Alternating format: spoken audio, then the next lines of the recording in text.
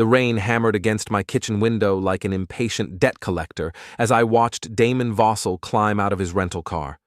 One suitcase, rehearsed sadness painted across his face like cheap theater makeup. My wife Mira rushed past me, her bare feet slapping against the hardwood floor with an urgency that made my stomach twist. "Damon!" She threw the front door open before he even reached the porch steps. "Oh, honey, I'm so sorry about everything."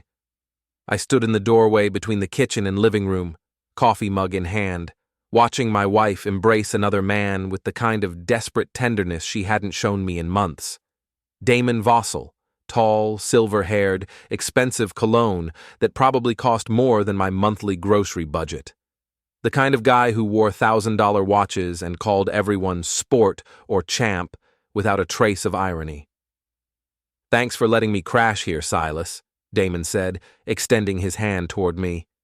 His grip was firm, but his eyes never quite met mine. "Mira told you about the divorce, right? Elena's lawyers are circling like vultures. Had to get out of the house before things got uglier." I took his suitcase.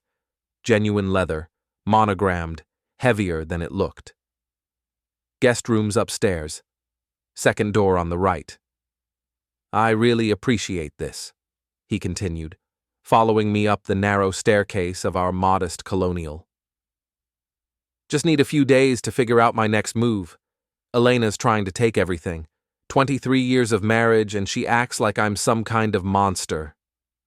Mira trailed behind us, her hand resting on the small of his back.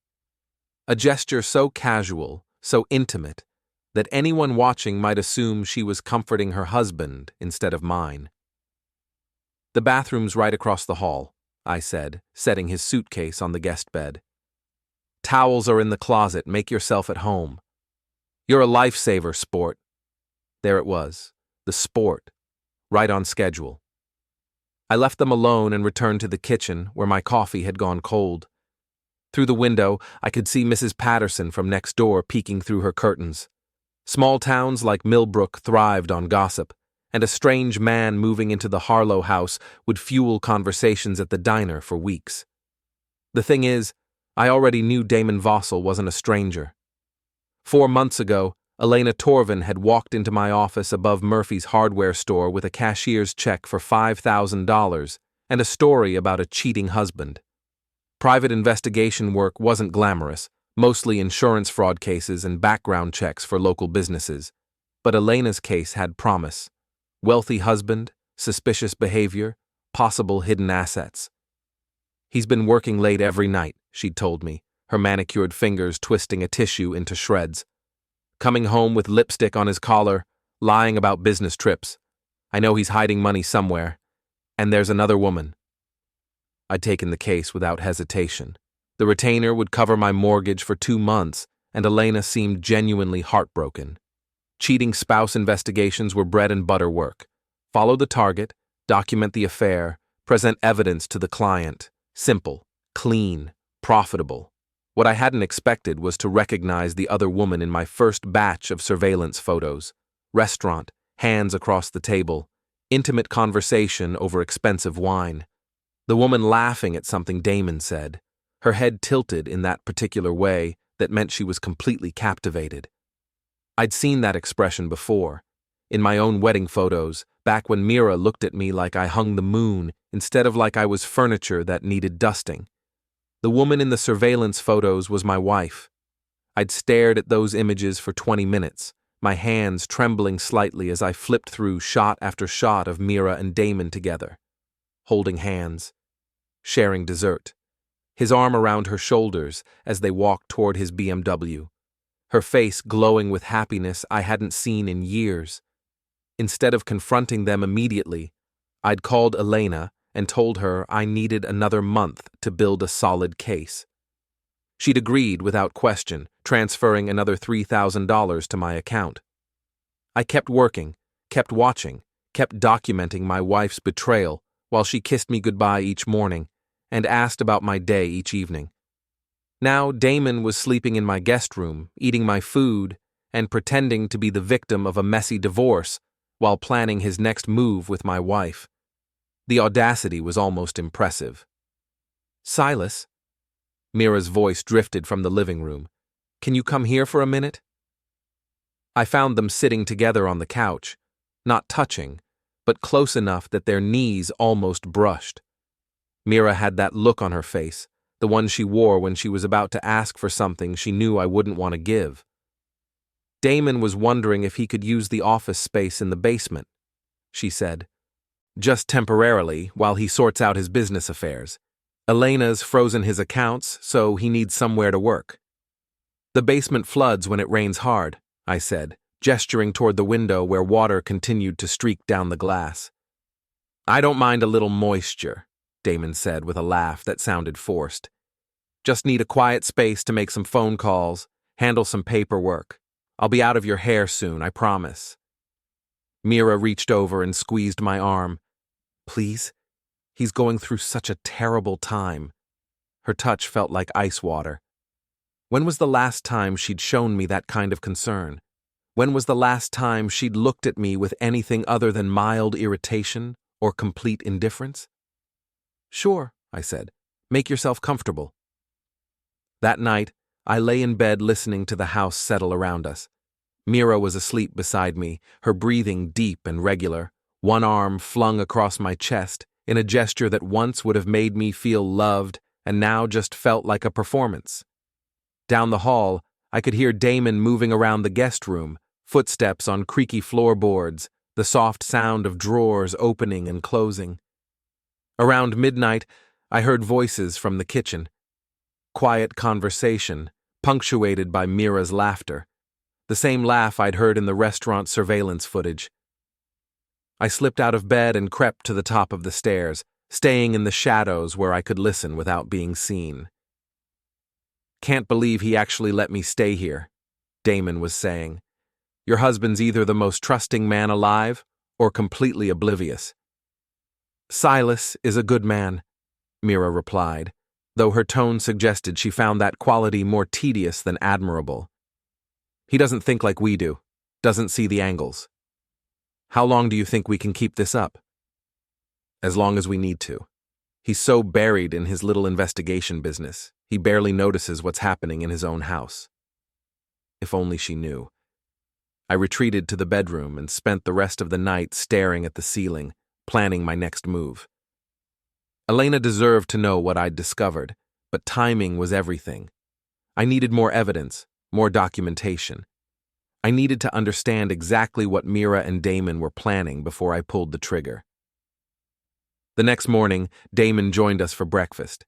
He'd showered and shaved, looking refreshed and comfortable in my house, at my table, eating my wife's pancakes while she fussed over him like a concerned sister. These are incredible, Mira, he said, cutting another bite. Elena never cooked, said it was beneath her dignity. I love cooking, Mira replied, refilling his coffee cup. Silas is always too busy to appreciate a proper breakfast. I looked up from my newspaper. I'm sitting right here. Of course you are, honey. She leaned down and kissed the top of my head, a perfunctory gesture that felt more like checking an item off a list than showing affection. Damon spent the day in my basement office, making phone calls and clicking away on his laptop. I could hear his voice through the heating vents, though I couldn't make out specific words. Around 3 o'clock, I decided to take him some coffee and see what he was up to. I knocked on the basement door and waited for his response before descending the wooden steps. The basement was partially finished. Carpeted floor, painted walls, decent lighting. I'd set up a small office space down there when I first started the investigation business, though I rarely used it anymore. Damon was sitting at my old desk, his laptop open, several manila folders spread across the surface. When he saw me coming down the stairs, he quickly closed the laptop and shuffled the folders into a stack. Thought you might need some caffeine, I said, setting the coffee mug on the desk. You're a lifesaver, sport. This divorce is more complicated than I expected. Elena's lawyers are demanding documentation for every penny I've spent in the last 5 years. That sounds exhausting. You have no idea. 23 years of marriage and she's acting like I'm some kind of criminal. He shook his head sadly. Makes me appreciate what you and Mira have. real partnership, real trust. The irony was so thick, I could have spread it on toast. That evening, Mira cooked Damon's favorite meal, salmon with asparagus and some kind of fancy rice pilaf she'd never bothered making for me. We ate dinner together like a normal family, discussing the weather and local news while carefully avoiding any topic that might create tension. After dinner, I excused myself and went upstairs to my real office, a spare bedroom I'd converted into my workspace, complete with filing cabinets, surveillance equipment, and a wall-mounted corkboard covered with photographs and documents from various cases. Elena's file occupied the largest section of the board: 4 months of surveillance photos, financial records, phone logs, and behavioral analysis. I'd documented every restaurant visit, every hotel stay, every suspicious transaction. I'd built a case that would hold up in any divorce court in the country, but I wasn't ready to close it yet. Around 10 o'clock, I heard footsteps in the hallway. Mira's voice, soft and conspiratorial. "He's working upstairs. We have maybe an hour." I crept to my office door and pressed my ear against the wood. More whispered conversation, too quiet to understand. Then silence. Then the soft sound of the basement door closing. I waited 5 minutes before slipping out of my office and down to the kitchen. Through the basement door, I could hear voices again, clearer now, more relaxed. They thought they were safe. "Account in the Cayman Islands," Damon was saying. "Elena's forensic accountant will never find it." "How much?" Mira asked. "Enough to disappear if we need to. The Costa Rica property is already in your maiden name. If everything goes according to plan, we'll be sipping margaritas on the beach by Christmas." Costa Rica property? Cayman Islands account? This was bigger than a simple affair. This was fraud, embezzlement, maybe worse. I retreated to my office and opened Elena's file. Time to dig deeper. The next morning, Damon left early for what he called lawyer meetings. Mira went to her job at the marketing firm downtown, leaving me alone in the house with my thoughts and a growing sense of urgency. I had maybe 8 hours to conduct a thorough search before they returned. I started with the guest room. Damon had been careful. No obvious evidence lying around, no incriminating documents left in plain sight. But careful wasn't the same as perfect. His suitcase contained the usual travel items, plus a few interesting additions: a second cell phone hidden in a sock, a USB drive taped to the bottom of his shaving kit, and a small notebook filled with what looked like account numbers and passwords. The USB drive was encrypted, but the notebook was pure gold. Page after page of financial information, including several accounts I was certain Elena knew nothing about: Cayman Islands, Switzerland, a shell company in Delaware. Damon hadn't just been hiding assets, he'd been systematically looting his marriage for years.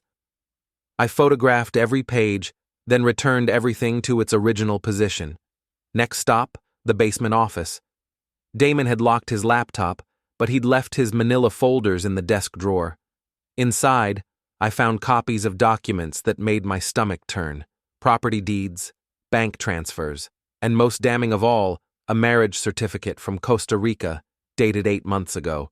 Damon Vossel and Mira Harlow, husband and wife, which meant Damon was a bigamist, still legally married to Elena while secretly married to my wife. The fraud implications alone could put him in prison for decades. I sat in my basement, staring at the marriage certificate, trying to process what I was seeing. Mira hadn't just been having an affair, she'd been living a completely separate life. The woman I'd been married to for 12 years, the woman who shared my bed and my bank account and my morning coffee, had married another man on a beach in Costa Rica while I was home working cases and paying bills and believing we were building a life together. The betrayal was so complete, so thoroughly planned, that I almost had to admire the audacity. Almost. I photographed the documents and returned them to the drawer, then went upstairs to my office to process what I'd learned. Elena's case had just become exponentially more valuable. Adultery was one thing, but bigamy and financial fraud were federal crimes. Elena wouldn't just win her divorce. She'd take everything Damon had tried to hide. But first, I needed more evidence. That afternoon, I called Elena and arranged a meeting at a coffee shop across town. She arrived precisely on time, looking tired but determined, her silver hair pulled back in a neat bun and her designer handbag clutched tightly in her manicured hands. "Do you have news?" she asked, settling into the booth across from me. "I have news," I confirmed, "but it's more complicated than we originally thought." I slid a manila envelope across the table. "Your husband hasn't just been having an affair. He's been systematically hiding assets, transferring money to offshore accounts, and planning to disappear." Elena opened the envelope and began flipping through the photographs I'd taken. Her face remained composed, but I could see her hands trembling slightly as she processed the evidence. "This is a marriage certificate," she said quietly. "Costa Rica, 8 months ago. He married his girlfriend while still legally married to you." "That's impossible. He was in Chicago 8 months ago. Business conference. Check your credit card statements. I bet you'll find charges that don't match his story." Elena was quiet for several minutes, studying the documents with the focused intensity of someone whose entire world was being rewritten. Finally, she looked up at me. "Who is she? This Mira Harlow?" This was the moment I'd been dreading. "She's my wife." Elena's composure cracked. Not dramatically. She wasn't the type for histrionics, but I could see the shock register in her eyes. "Your wife?" "We've been married 12 years. I had no idea about any of this until I started following Damon for your case." "Oh my God, Silas, I'm so sorry." "Don't be sorry, be angry. They've been playing both of us for fools." Elena closed the envelope and leaned back in the booth. "What do you want to do?" "I want to finish the job. Document everything. Build a case so airtight that Damon can't wiggle out of it. But I need more time." "How much time?" "A few more days, maybe a week. He's staying at my house right now, pretending to be the victim of a messy divorce. I want to see how far they're willing to take this charade." Elena nodded slowly. "And then?" "Then we destroy them both." That evening, I returned home to find Mira and Damon cooking dinner together. They moved around my kitchen with easy familiarity, like a couple who'd been together for years, which I supposed they had been. "How was your day, honey?" Mira asked, not looking up from the stove where she was stirring some kind of sauce that smelled expensive. "Productive," I said. "Closed a case, actually, insurance fraud. The client was very pleased." "That's wonderful," Damon said, though he didn't sound particularly interested. "Mira tells me you're quite good at your job, real detective work." "I do my best." We ate dinner together again, maintaining the pretense of normalcy while tension hummed beneath the surface like a power line in a storm. Damon told stories about his business dealings, carefully editing out any details that might reveal his true nature. Mira laughed at his jokes and asked thoughtful questions, playing the role of concerned friend while her real husband sat 3 feet away. After dinner, they retreated to the living room while I cleaned the dishes. Through the doorway, I could see them sitting together on the couch, their heads bent close as they whispered about something. Every few minutes, one of them would glance toward the kitchen to make sure I wasn't listening. Around 9 o'clock, Damon announced he was tired and headed upstairs to bed. Mira followed him up, ostensibly to get him fresh towels, but I could hear them talking quietly in the hallway for several minutes before she returned to the living room. "He's been through so much," she said, settling onto the couch beside me. "Elena really did a number on him." "Divorce is never easy," I agreed. "I just feel so bad for him.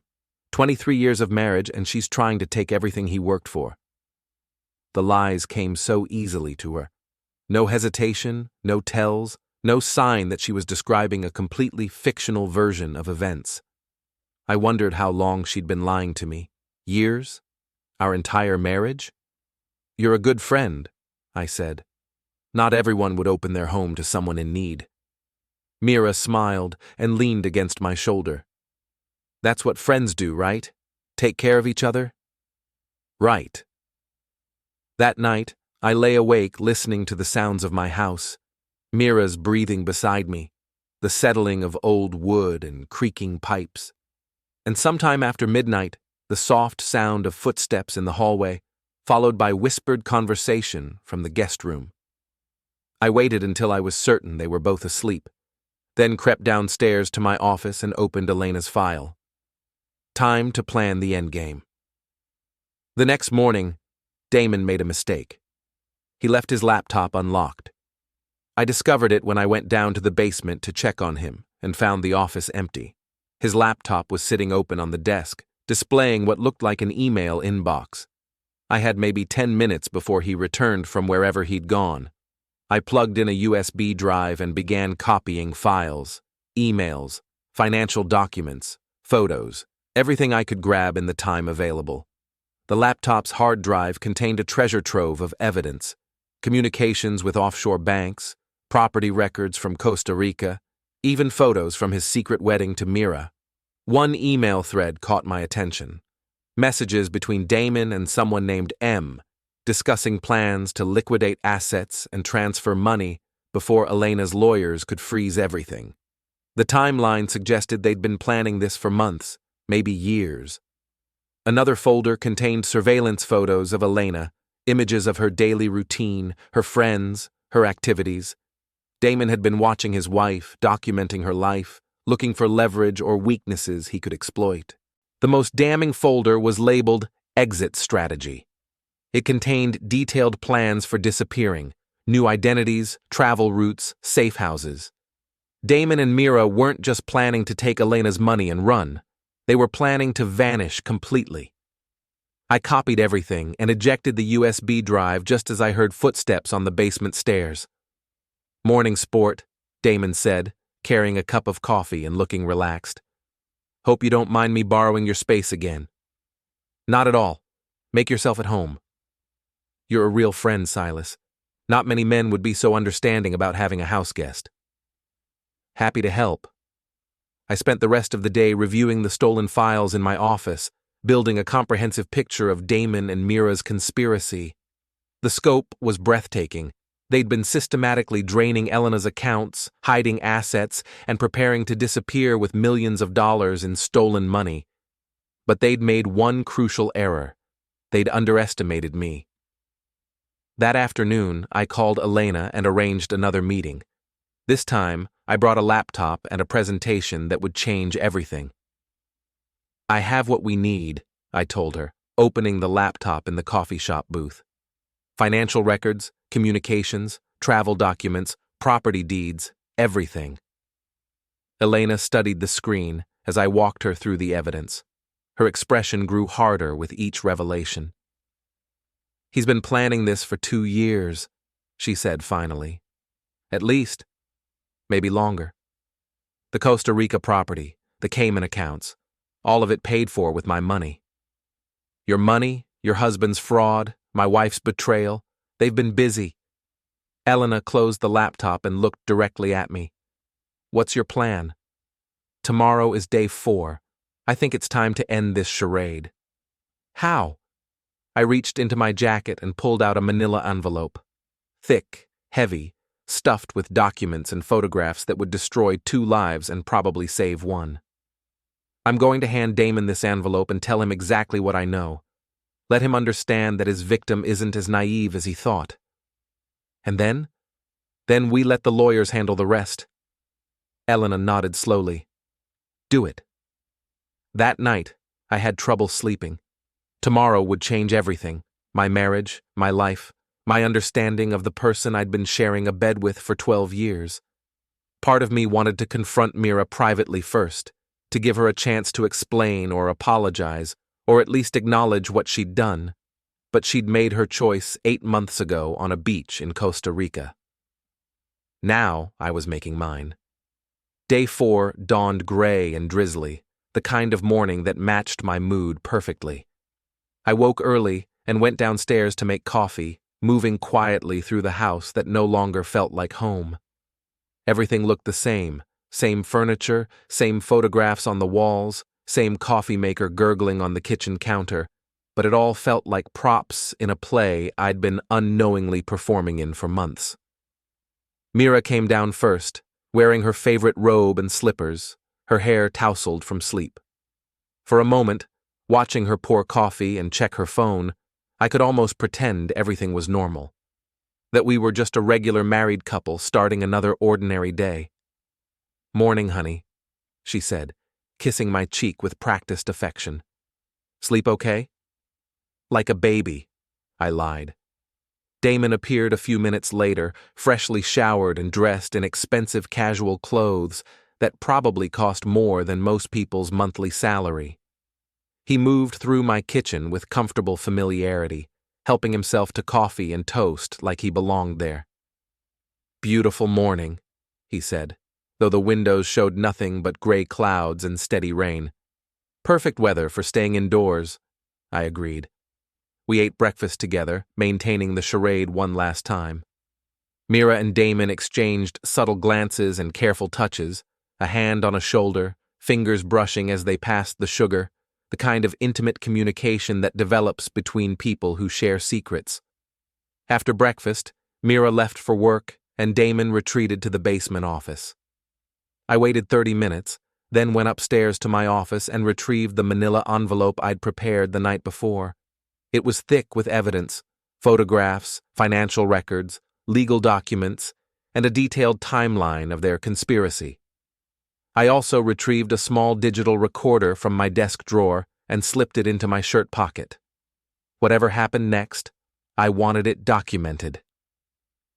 The basement stairs creaked under my weight as I descended to the office. Damon was sitting at my desk, his laptop open, talking quietly on his cell phone. When he saw me, he quickly ended the call and smiled. "Morning, sport. Just handling some business with the lawyers." "I bet you are." I set the manila envelope on the desk in front of him, then took a seat in the folding chair I'd brought down from upstairs. Damon looked at the envelope with mild curiosity, but I could see tension creeping into his shoulders. "What's this?" "Open it." He picked up the envelope and unsealed the flap, then began pulling out documents. His face remained composed for the first few items. Surveillance photos of him and Mira at restaurants, hotel receipts, phone records, standard affair documentation. But as he dug deeper, his expression began to change. The Costa Rica marriage certificate made him pause. The offshore bank records made him frown. The emails discussing exit strategies made him go very still. "Where did you get these?" he asked quietly. "Your wife hired me to find evidence. I found it. In my own house." Damon set the documents on the desk and leaned back in the chair. For several seconds we just stared at each other.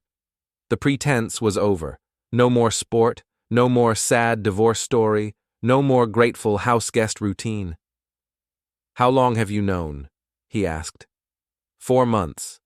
Elena Torvin came to my office with a cashier's check and a story about a cheating husband. Imagine my surprise when the cheating husband turned out to be married to my wife. "Elena hired you?" He seemed genuinely surprised. "She never mentioned hiring a private investigator." "Why would she? She wanted evidence of your affair and hidden assets. I gave her both, plus a few bonuses she wasn't expecting." Damon picked up the Costa Rica marriage certificate and studied it like he was seeing it for the first time. "You know this complicates things. For you, maybe. For me, it simplifies everything. Mira loves you, Silas. What we have, it's different. It's business as much as anything else." "Business." I let the word hang in the air between us. "Is that what you call stealing your wife's money and planning to disappear?" "Elena has more money than she could spend in 3 lifetimes. She won't miss a few million." "A few million?" I laughed, though there was no humor in it. "Damon, you've taken almost everything. The house, the investments, the retirement accounts. Elena's going to be left with nothing while you and my wife sip drinks on a beach in Costa Rica. She'll be fine. Elena's resourceful. Not as resourceful as you thought. I reached into my pocket and pulled out my cell phone, then hit the speaker button and dialed Elena's number. She answered on the second ring. Hello, Silas. Elena, I'm here with Damon. He wanted to explain his business arrangement with my wife. There was a pause, then Elena's voice came through the speaker, cold and controlled. Hello, husband. Damon's face went white. Elena? How long have you been listening? About 4 months, ever since I hired Silas to investigate your affair, though I have to admit, the bigamy was a surprise, even for you. Elena, I can explain. Explain what? That you married another woman while still married to me? That you've been stealing my money for 2 years? That you were planning to disappear and leave me with nothing? Damon looked around the basement office like he was searching for an escape route. The confident, smooth-talking businessman had been replaced by a cornered animal. The Costa Rica marriage isn't legal, he said finally. It was symbolic. Actually, it's completely legal, I said. I checked with an international law attorney. Costa Rica recognizes common law marriages, and you and Mira signed official documents, which makes you a bigamist. And bigamy is a federal crime, Elena added through the speaker, punishable by up to 5 years in prison. You can't prove intent to defraud, Damon said, but his voice lacked conviction. I picked up a stack of printed emails from the envelope. Dear M, the Cayman account is ready. Transfer complete. Elena's forensic accountant will never find it. Love, D. I looked up at him. Want me to read more? Damon stood up abruptly, knocking over the desk chair. You don't understand the situation, Silas. This is bigger than you think. Enlighten me. Elena's not the innocent victim she's pretending to be. She's been hiding money too. Swiss accounts, shell companies, tax evasion schemes that would make your head spin. Even if that's true, Elena's voice came through the speaker, it doesn't justify bigamy and theft. Doesn't it? Damon was pacing now, his composure completely gone. 23 years of marriage to a woman who treats me like an employee. 23 years of being told I'm not smart enough, not sophisticated enough, not worthy of the family fortune. You think I owe her loyalty after that? You owe her honesty, I said. And you owe her the money you stole. Money she inherited from Daddy. Money she never worked for, never earned, never deserved. Money that legally belongs to her, Elena said. Money you've been systematically stealing for years. Damon stopped pacing and looked directly at me. What do you want, Silas? Money? I can make this worth your while. There's enough for all of us. I want my wife back. The real one, not the stranger who's been lying to me for months. Mira's happy with me. Happier than she's ever been with you.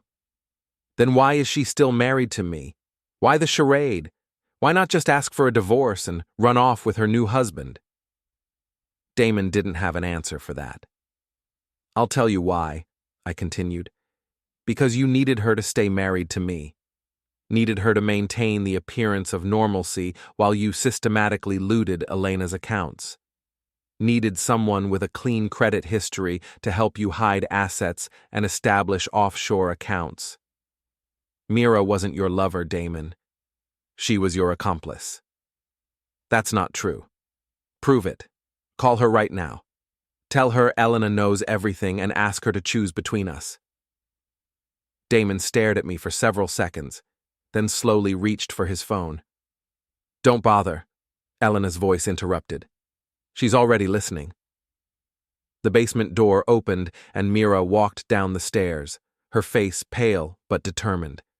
She was still wearing her work clothes, a professional blazer and skirt that made her look like she was attending a business meeting instead of the destruction of 2 marriages. Hello, Elena, she said, addressing the phone speaker. It's been a long time. Not long enough, apparently. Mira looked at me with something that might have been regret. How long have you known? Long enough to document everything. Long enough to build a case that will hold up in court. Long enough to realize that the woman I married doesn't exist anymore. She never existed, Mira said quietly. I've been pretending to be someone else for 12 years, Silas, playing the role of dutiful wife while dreaming of something more. Something more like fraud and bigamy? Something more like freedom, financial security, a chance to live the life I actually want instead of the life I settled for. Her honesty was brutal, but I had to respect it. No more lies, no more pretense, just the truth, ugly and painful as it was. And what about Elena? I asked. What about the woman whose money you've been stealing? Mira glanced at Damon, who nodded almost imperceptibly. Elena has everything, she said. Money, status, respect. She's never had to worry about paying bills or wondering if she'll have enough for retirement. She's never had to watch her dreams die because she couldn't afford to pursue them. So, you decided to take what wasn't yours. I decided to take what I needed to build a better life. With someone else's husband. With someone who understands me, who appreciates me, who sees me as more than just a convenience. The words hit like physical blows, but I kept my expression neutral. This wasn't about my hurt feelings anymore. This was about justice. Elena, I said to the phone speaker, I think you've heard enough. More than enough. Mira, Damon, I want you to know that I've already contacted the FBI. Financial fraud across state lines is a federal crime. So is bigamy. So is conspiracy to commit theft. Damon grabbed Mira's arm. We need to leave, now. Leave for where? I asked. Your Costa Rica property? The FBI already knows about it. Your Cayman Islands accounts? Frozen this morning? Your exit strategy? Elena's lawyers have been one step ahead of you for weeks. Mira pulled free from Damon's grip and sank into the folding chair. It's over, isn't it? It's over, Elena confirmed through the speaker, but I'm willing to make a deal. Damon and Mira both looked at the phone with desperate hope. Return every penny you stole, dissolve the fraudulent marriage, cooperate fully with the investigation, and I might consider asking the prosecutors to go easy on you. And if we don't? Damon asked. Then you'll spend the next decade in federal prison while Elena rebuilds her life and I start over without a wife who never really existed. The basement fell silent except for the sound of rain pattering against the small windows near the ceiling. Mira was crying quietly, her professional composure finally cracking. Damon stood frozen, probably calculating odds and options and escape routes that no longer existed. I need to think, he said finally. You have until tomorrow morning, Elena said. After that, the offer expires, and you deal with whatever the federal prosecutors decide is appropriate. Elena, Mira spoke for the first time in several minutes. I'm sorry. I know that doesn't change anything, but I am genuinely sorry it came to this. No, you're not, Elena replied. You're sorry you got caught. There's a difference. The phone call ended, leaving the three of us alone in my basement office. Damon was staring at the evidence scattered across the desk like he was trying to will it out of existence. Mira was still crying, though whether from regret or fear was impossible to tell. I should pack, she said finally. Probably a good idea, I agreed. She stood up and walked toward the stairs, then paused and looked back at me. For what it's worth, Silas, you're a good man. You deserved better than this. Yes, I did. After she disappeared upstairs, Damon and I sat in uncomfortable silence for several minutes. Finally, he picked up the Costa Rica marriage certificate and stared at it. You know what the funny thing is? He said. I actually thought we could pull this off. Thought we were smarter than everyone else. You were smart, I admitted. Just not smart enough to realize that Elena was smarter. And you. I definitely underestimated you.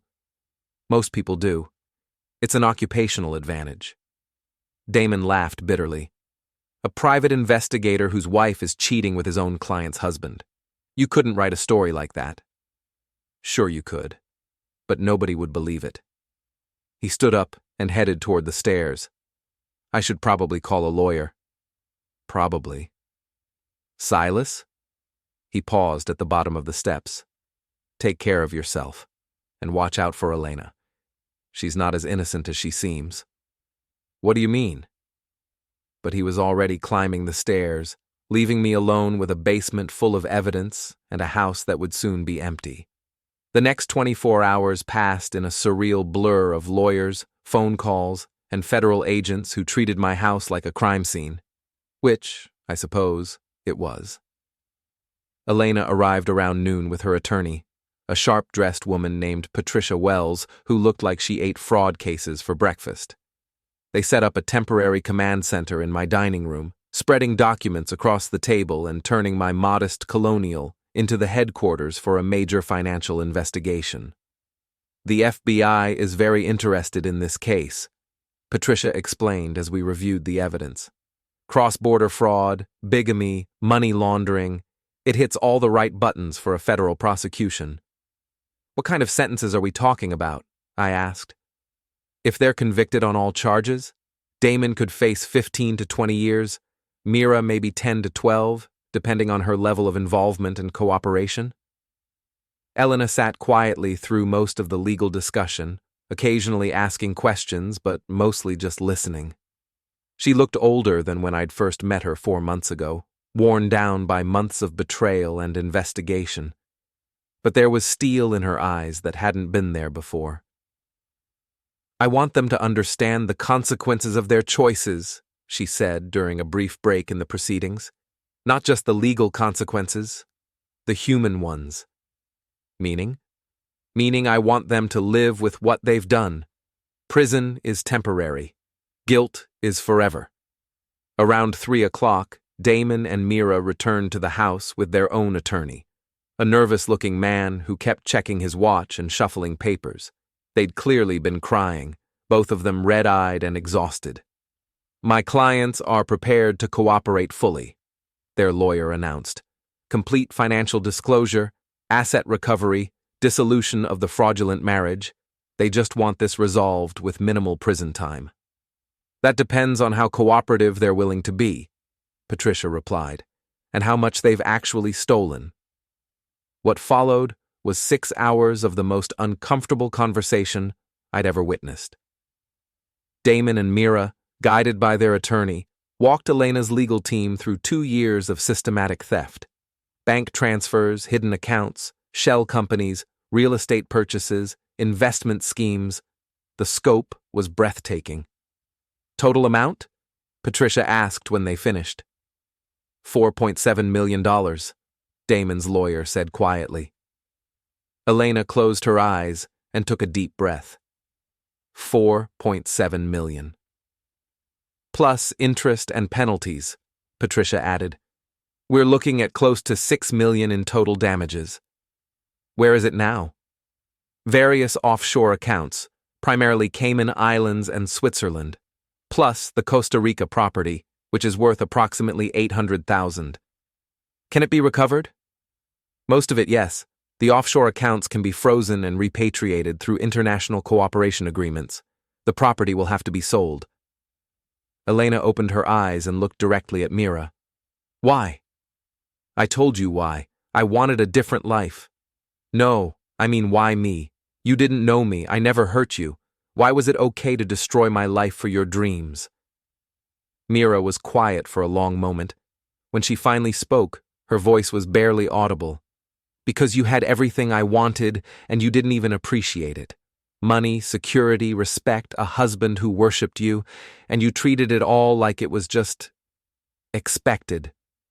Like you deserved it just for existing. So you decided to take it. I decided to take what I needed to build something better. With my husband. With someone who saw me as an equal partner instead of a convenient accessory. Elena turned to Damon. And you? What's your excuse? Damon had been silent through most of the proceedings, but now he looked up with something like defiance in his eyes. 23 years, Elena. 23 years of being treated like hired help in my own marriage. You never asked my opinion about anything important, never included me in financial decisions, never treated me like I had anything valuable to contribute. So you stole from me? I took what I would have gotten in a divorce anyway. No, you took what you thought you could get away with. There's a difference. Patricia cleared her throat. If we could focus on the practical matters, my client is willing to accept full restitution and cooperation in exchange for reduced sentences. But we need signed agreements and a timeline for asset recovery. The negotiations continued until well past midnight. By the time everyone left, Damon and Mira had agreed to return every stolen penny, dissolve their fraudulent marriage, and testify against any co-conspirators in exchange for minimum security prison sentences of 3 years each. It's not enough, Elena said, as we watched their car disappear down my street. 3 years for destroying 2 marriages and stealing millions of dollars. It's what the system allows, I replied, and they'll be felons for the rest of their lives. That's not nothing. I suppose. We stood on my front porch in the cool night air, both of us exhausted by the day's events. Mrs. Patterson's curtains twitched across the street. She'd been watching the parade of lawyers and federal agents all day, probably composing tomorrow's gossip reports in her head. What happens now? Elena asked. Now you rebuild your life, and I figure out what mine looks like without a wife who never really existed. Are you okay? Financially, I mean. This investigation must have cost you clients and time. I thought about it. I'll be fine. Actually, I'll probably get more business from this. Nothing advertises a private investigator's skills like solving a major fraud case. Good. You deserve success, Silas. You're one of the few honest people left in the world. After Elena left, I walked through my empty house, turning off lights and locking doors. The guest room still smelled like Damon's expensive cologne. The basement office was littered with evidence and legal documents. The kitchen sink held dishes from a breakfast that felt like it had happened weeks ago instead of hours. Tomorrow, I would start the process of rebuilding. File for divorce, change the locks, maybe repaint the guest room, and turn it into something that belonged to me instead of harboring memories of betrayal. But tonight, I just wanted to sit in my living room with a glass of whiskey and process what had happened. My phone rang around 1 a.m, Elena's number. I can't sleep, she said when I answered. Neither can I. Keep thinking about all the signs I missed, all the times he lied to my face and I believed him. You weren't supposed to be suspicious of your own husband. That's what marriage means, trust. What it's supposed to mean anyway. Right. We talked for another hour, 2 people who'd been betrayed by the people they'd trusted most, trying to make sense of choices that defied understanding. Elena was intelligent, successful, and wealthy, everything Mira claimed to want, but she was also lonely, isolated by money and status in ways that made genuine connection difficult. I keep wondering if I drove him to it, she said. If I was so focused on business and social obligations that I forgot to be a wife. Elena, listen to me. Nothing you did or didn't do justifies what they put us through. Nothing. They made choices, deliberate, calculated, selfish choices, and now they have to live with the consequences. I know you're right. It just hurts. It's supposed to hurt. That's how you know it mattered. After we hung up, I poured another whiskey and sat in my living room until dawn, watching the sun rise over a neighborhood that looked exactly the same as it had yesterday, but felt completely different. Mrs. Patterson was already up, probably brewing coffee and preparing to interrogate the mailman about yesterday's excitement. My phone buzzed with a text message. Mira. I'm sorry, Silas. For everything. You deserved better. I stared at the message for several minutes, then deleted it without responding. Some conversations were already finished. Around 8 o'clock, there was a knock at my front door. I opened it to find a delivery man holding a large manila envelope. Silas Harlow? That's me. Sign here, please. The envelope contained divorce papers.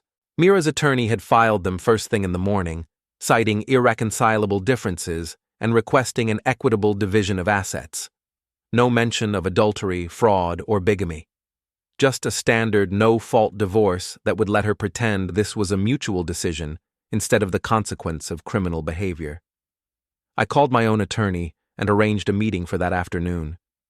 If Mira wanted a divorce, she could have one, but it would be on my terms, not hers. The rest of the morning was spent fielding phone calls from reporters who'd somehow gotten wind of the story. Local private investigator exposes bigamy ring. Wife's affair leads to federal fraud charges. Small-town scandal rocks New England community. I declined all interview requests. This wasn't about publicity or revenge. It was about justice. Around noon, Elena called with news.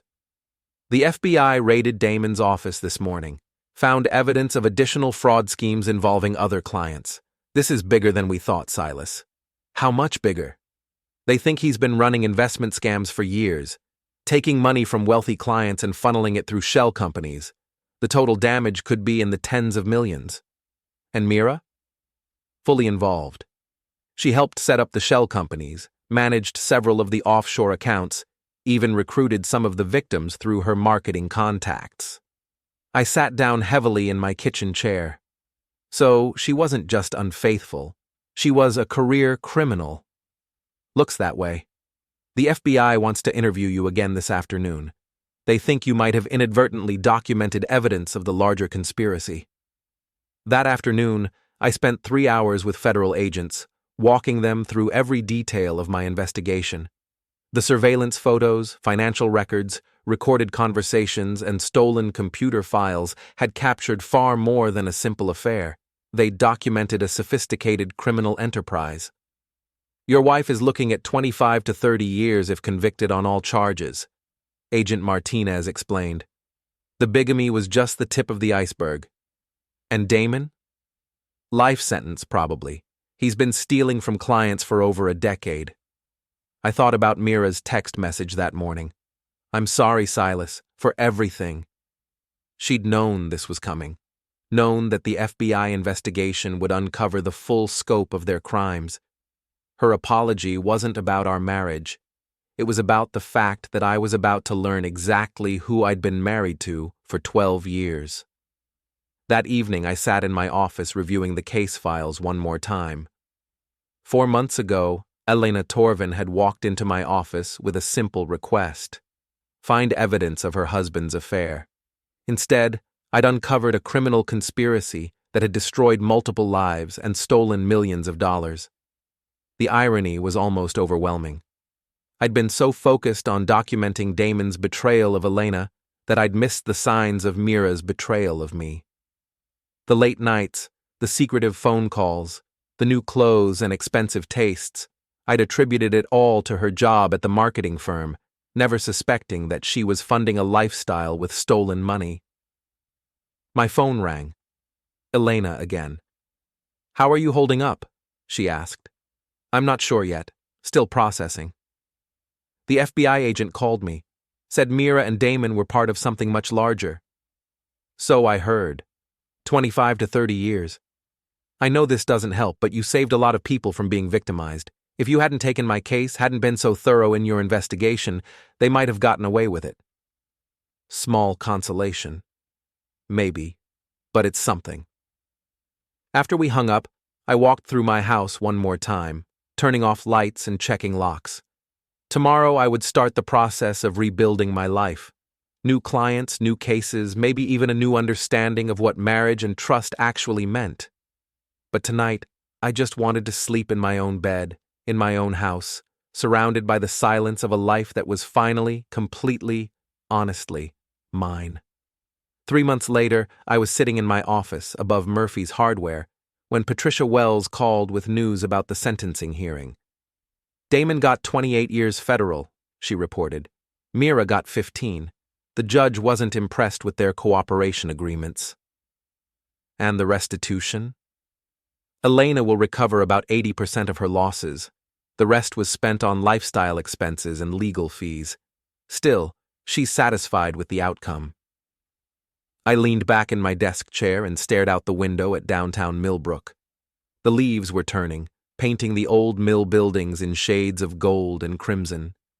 Mrs. Patterson was walking her ancient beagle past the hardware store, probably heading to the diner to share the latest gossip with anyone willing to listen. "How's Elena doing?" I asked. "Better. She's thinking about relocating, starting fresh somewhere without so many memories." "That's probably smart. What about you? Any plans for starting over?" I thought about it. The divorce had been finalized 6 weeks ago. The house was mine, along with our modest savings account and my investigation business. Mira had signed away any claim to marital assets in exchange for my agreement not to pursue civil damages for her role in the fraud scheme. "I'm thinking about expanding the business," I said. "Maybe hiring an associate, taking on bigger cases." "You've certainly proven your capabilities. I know several attorneys who would be interested in referring clients to you." After Patricia hung up, I sat in the quiet office and reflected on how much had changed since Elena Torvin first walked through my door. The investigation that had started as a simple adultery case had become a federal conspiracy prosecution, destroying 2 marriages and sending 2 people to prison for decades. But it had also revealed something important about truth and justice and the consequences of choices. Mira and Damon had believed they were smarter than everyone else, that they could manipulate and steal and betray without facing real consequences. They'd been wrong. My phone buzzed with a text message from an unknown number. "Mr. Harlow, my name is Janet Morrison. I think my husband is stealing from his business partners, and I need help proving it. Can we meet?" I stared at the message for several minutes, then typed back, "My office. Tomorrow at 10. Bring a cashier's check for $5,000 and any documentation you already have." Some patterns never change: wealthy spouse, suspicious behavior, hidden assets. But this time, I would know what to look for from the beginning. This time, I wouldn't miss the signs. That evening, I drove out to the lake where Damon had claimed to own property for his exit strategy.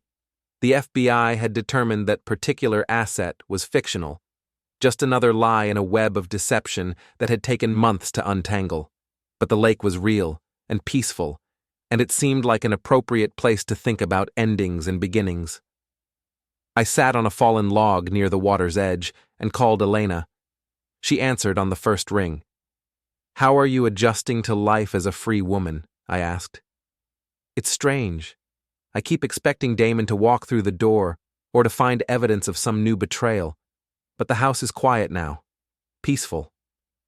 "Are you still thinking about relocating?" "I've been looking at properties in Vermont. Small town, mountain views, far enough from here to feel like a completely fresh start." "That sounds perfect. What about you? Ready to trust someone again?" I watched the sunset reflect off the calm water and considered the question. Trust was a luxury I'd taken for granted until it was shattered. Now it felt like something that would have to be earned slowly, carefully, with full knowledge of how much damage betrayal could cause. "Maybe someday," I said. "Right now I'm focused on work." "New cases?" "A potential client texted today. Sounds like another spouse stealing from business partners." "Are you sure you want to take on another infidelity case so soon?" "It's what I'm good at. And apparently there's no shortage of people who think they can get away with lying and stealing from the people who trust them most." Elena laughed, though there wasn't much humor in it. "Unfortunately, you're probably right." We talked for another few minutes about practical matters: final legal paperwork, insurance claims, the logistics of rebuilding lives that had been systematically dismantled by people we'd loved and trusted. After we hung up, I sat by the lake until full darkness fell, listening to the sound of water lapping against the shore and thinking about justice. Damon and Mira were in federal prison, their criminal enterprise dismantled, their victims compensated as much as possible. The system had worked, more or less. but the personal cost had been enormous. 2 marriages destroyed, trust shattered, lives rebuilt from scratch. Elena would recover financially, but the emotional scars would take years to heal. I would rebuild my business, and maybe eventually my personal life, but I would never again take loyalty and honesty for granted. The drive home took me past the house where Damon had stayed for 4 days, pretending to be a victim while planning his next move with my wife. I'd repainted the guest room and turned it into a home gym.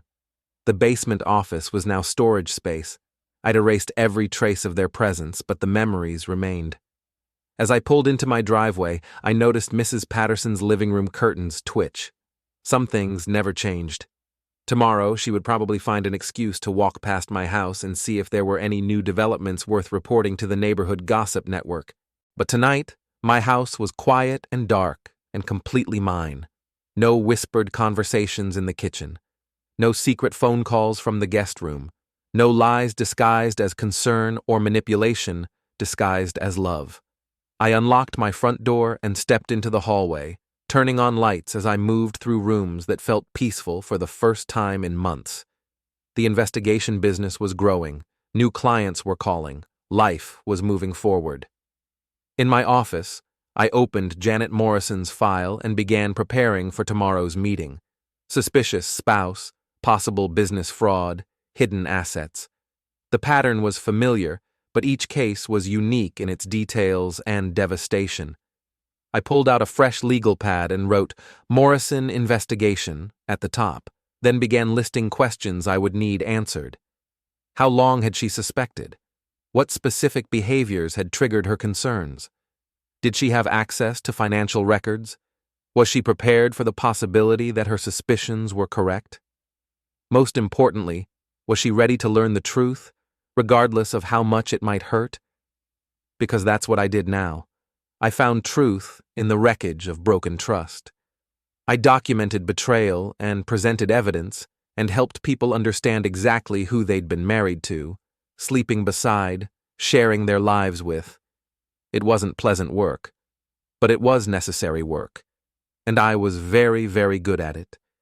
Outside, Mrs. Patterson's dog started barking at something in the darkness, probably a raccoon or a stray cat, nothing more threatening than small-town wildlife going about their nocturnal business.